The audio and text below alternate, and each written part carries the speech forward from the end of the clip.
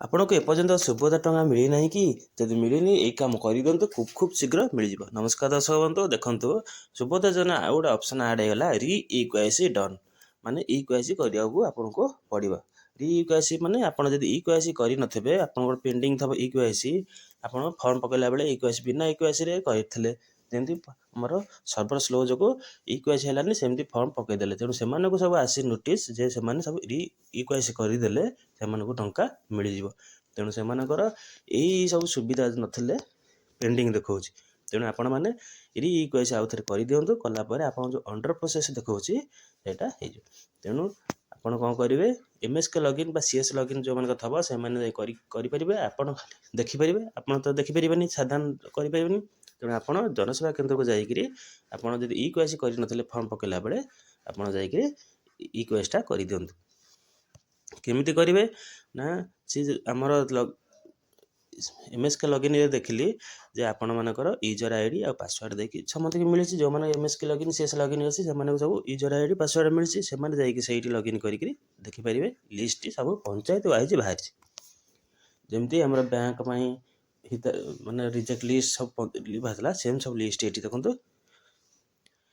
ରି-ଇକ୍ୱାଇସି list ଏଇଠି ମାରିଦେଲେ ସେଇଠି ଆପଣଙ୍କର ସବୁ ଲିଷ୍ଟ ଦେଖାଇଦେବ, କେତେ ପଞ୍ଚାୟତରେ କେତେ ଲୋକଙ୍କର ଇକ୍ୱାଇସି କରିନଥିଲେ ଫର୍ମ ପକାଇଲା ବେଳେ, ସେଇମାନଙ୍କର ସବୁ ଏଠି ଡାଟା ଦେଖାଇଦେବ ଯେ ସେମାନେ ଇକ୍ୱାଇସି କରିନଥିଲେ। ସେମାନଙ୍କୁ ବର୍ତ୍ତମାନ ସରକାର ଚାହୁଁଛନ୍ତି ସେମାନଙ୍କର ସବୁ ଡାଟା କ୍ଲିଅର ହେବ ଓ ସେମାନେ ଇକ୍ୱାଇସି କରିବେ, ଯାହାଫଳରେ ସେମାନଙ୍କୁ ସରକାରଙ୍କ ତରଫରୁ ଆଉ ଥରେ ଇକ୍ୱାଇସି କରିବାକୁ ପଡ଼ିବ।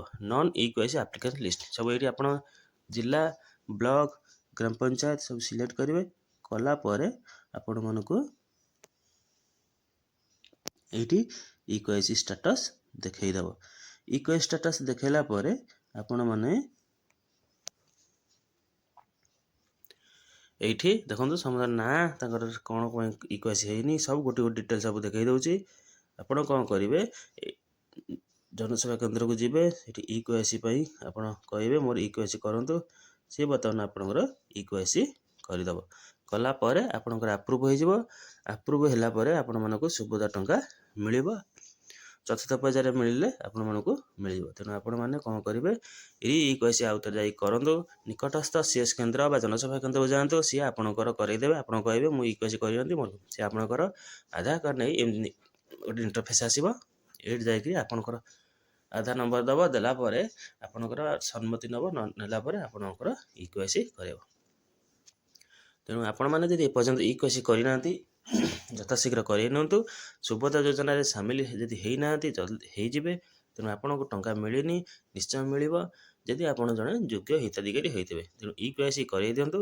ଇକ୍ୱାଇସି ପରେ ଆପଣମାନଙ୍କୁ ସୁଭଦ୍ରା ଟଙ୍କାଟା ମିଳିବ। ଚତୁର୍ଥ ପର୍ଯ୍ୟାୟରେ ଆପଣମାନଙ୍କୁ ସୁଭଦ୍ରା ଟଙ୍କା ନିଶ୍ଚୟ ମିଳିବ ଯଦି ଆପଣଙ୍କ ଜଣେ ଯୋଗ୍ୟ ହୋଇଥିବେ। ଆଉ ରହିଲା ଯେଉଁମାନେ ରିଜେକ୍ଟ ହେଇଥିଲେ ସେମାନେ ତାଙ୍କର ଭେରିଫିକେସନ୍ ଚାଲିଛି, ଭେରିଫିକେସନ୍ ପରେ ସେମାନଙ୍କୁ ମିଳିବ। ତେଣୁ ଏଇ ଲେଖାଯାଇଛି ପ୍ରୋସିଡ୍ ଟୁ ଭେରିଫାଏ ଇକ୍ୱାଇସି। ପ୍ରୋସିଡ୍ ମାରିଲେ ଆଗକୁ ଯିବେ। ଆପଣଙ୍କର ନାଁ ଗାଁ ସବୁ ଦେଇଦେଲା ପରେ ଆଧାର ନମ୍ବର ଦେଲା ପରେ ଆସିବରି ଆପଣଙ୍କ ଫର୍ମଟା ଆସିବରି। ଆପଣ ଯେଉଁ ଆପ୍ଲାଏ କଲାବେଳେ ଯେଉଁ ଫର୍ମ ନମ୍ବର ଆସିଥିବ ଏଇଠି ସବୁ ଦେଖାଇବ। ଏଇଠି ଆପଣ ତାପରେ ଉପରୋକ୍ତକୁ ପାଇଁ ଗୋଟେ ସ୍ୱୀକୃତି ଆସିବ, ସେଇଟା ଡନ୍ କରିକିରି ପାରିବେ ପ୍ରୋସିଡ୍ ଟୁ ଭେରିଫାଏ ଇକ୍ୱାଇସି। ଏଇଠି ପ୍ରୋସିଡ୍ ମାରିଲେ ଆପଣଙ୍କୁ ଆସିବ। ତାଙ୍କ ପାଖରେ ଯେଉଁଟା ଥିବ, ଯେଉଁ ଡାଟାଟା ଥିବ ସେଇ ଅନୁସାରେ ଆପଣଙ୍କର ଇକ୍ୱାଇସି କରିବେ। ଯେମିତି ଆମର ଫିଙ୍ଗର ପ୍ରିଣ୍ଟ ହେଉ, ନହେଲେ ଆମର ଆଇ ପାଇଁ ରେଟିନା ହେଉ, ଯେକୌଣସି ପ୍ରକାର ହେଉ ଆପଣଙ୍କର ସିଏ ଯାହା ପାଖରେ ଯେଉଁ ଡିଭାଇସ୍ ଥିବ ସେଇ ଡିଭାଇସ୍ ଦ୍ୱାରା ଆପଣଙ୍କର ସେ ଇକ୍ୱାଇସି କରାଇବ। ଇକ୍ୱାଇସି ସରିଲା ପରେ ଆପଣମାନଙ୍କୁ ସେ ଗୋଟେ ରସିଦ ଦେବ, ସେଟା ରଖିଦେବେ। ତାପରେ ଆପଣଙ୍କର କିଛି ଦେଖିବେ ଘଣ୍ଟେ ପରେ ହେଉ ନହେଲେ ଗୋଟେ ଦିନ ପରେ ଦେଖିବୁ ଆପଣଙ୍କର ଷ୍ଟାଟସ୍ରେ ସେଇଟା କ'ଣ ଦେଖାଇବ, ପେଣ୍ଡିଂ ଯେଉଁ ଦେଖାଉଥିବ ଇକ୍ୱାଇସି ଷ୍ଟାଟସ୍ ପେଣ୍ଡିଂ ଆଉ ଆପ୍ରୁଭାଲ୍ ଷ୍ଟାଟସ୍ ଅଣ୍ଡର ପ୍ରୋସେସ୍, ବର୍ତ୍ତମାନ ସେଇଟା ହେଇଯିବ କ'ଣ ନା କମ୍ପ୍ଲିଟେଡ୍, ଇକ୍ୱାଇସି କମ୍ପ୍ଲିଟେଡ୍, ଆପ୍ରୁଭାଲ୍ ଷ୍ଟାଟସ୍ ହେଉଛି ଆପ୍ରୁଭ୍ଡ। କାରଣ ଏଇଟା ସରକାର ଅଧିକ ସର୍ଭର ସ୍ଲୋ ଯୋଗୁଁ ସେଇଟା କରିଥିଲେ। ତେଣୁ ଏଇଠି ଆପଣଙ୍କ ଫିଙ୍ଗର ପ୍ରିଣ୍ଟ ହେଉ ନହେଲେ ଆଇ ରିଟର୍ନ ଯେଉଁଟା ଅପସନ୍ ଦ୍ୱାରା ଆପଣଙ୍କର ସେ ଫିଙ୍ଗର ପ୍ରିଣ୍ଟ ହେଉ ନହେଲେ ଆଇ ଦ୍ୱାରା ଭେରିଫିକେସନ୍ କରାଇବ। ଯାହା କରିବା ଦ୍ୱାରା ଆଧାର ସହ ଆପଣଙ୍କ ଲିଙ୍କ ଥିବ।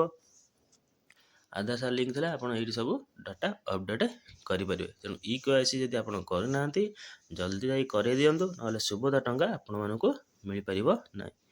ये है गोटे अपडेट न्यूज जे सरकार आपण मानक खूब शीघ्र ये करिसेंती। तेणु इक्वेसी कला परे आपण मानक समस्त सुविधा मिल पारिबो, नहले आपण सुभद्रा टंकाटिए मध्य पाइबाकू योग्य हेबे। ये सरकार गोटे बड़ घोषणा। खूब शीघ्र इक्वेसी करेइ नियंतु, चतुर्थ पर्याय आपण मानक समस्त को टंका मिल। तेणु वीडियोटी भल लगे लाइक करेंगे, शेयर करेंगे, समस्त को शेयर करेंगे। नमस्कार, जय जगन्नाथ।